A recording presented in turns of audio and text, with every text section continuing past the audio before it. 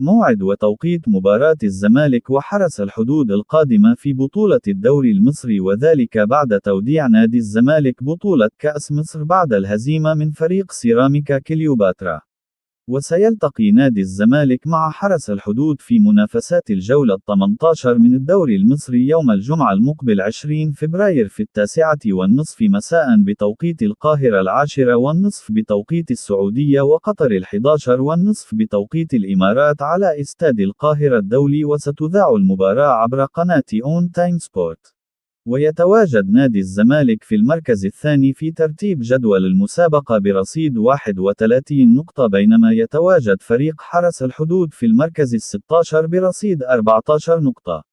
وسيلتقي نادي الزمالك بعد مباراة الحرس القادمة مع فريق زد اف سي في منافسات الجولة 19 من الدوري المصري يوم الثلاثاء 24 فبراير.